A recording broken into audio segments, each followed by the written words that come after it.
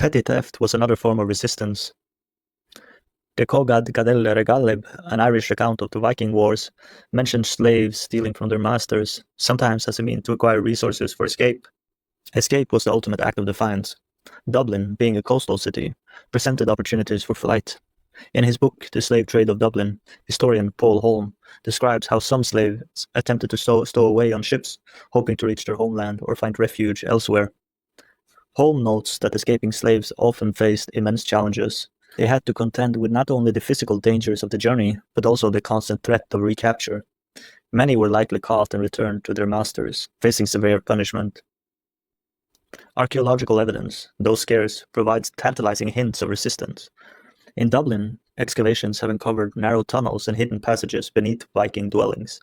While their purpose is debated, it's possible these were used by slaves attempting to escape in tunnels. These hidden spaces tell a story of desperation and defiance. Imagine the courage it would have taken to attempt such an escape, knowing the risks involved. One compelling account of a successful escape comes from Life of St. Patrick.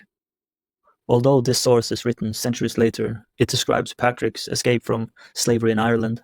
He fled his master, walking nearly 200 miles to the coast, enduring hunger, exhaustion, and the constant fear of capture. He describes this harrowing journey in his own words, and says, "And after a few years I was again in Britain with my parents, and they welcomed me as a son, and asked me in faith that after the great tribulations I had endured, I should not go anywhere else away from them."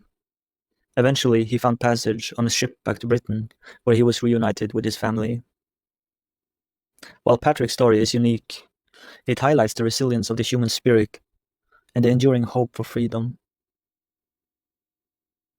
Here's a more detailed look at the story of the Irish slaves who escaped in Iceland, as recounted in the Book of Settlements. This episode takes place in the late 9th century, during the early period of Icelandic settlement. A Norse chieftain named Hromarsson, along with his crew, which included Irish slaves, arrived in Iceland seeking land and a new life.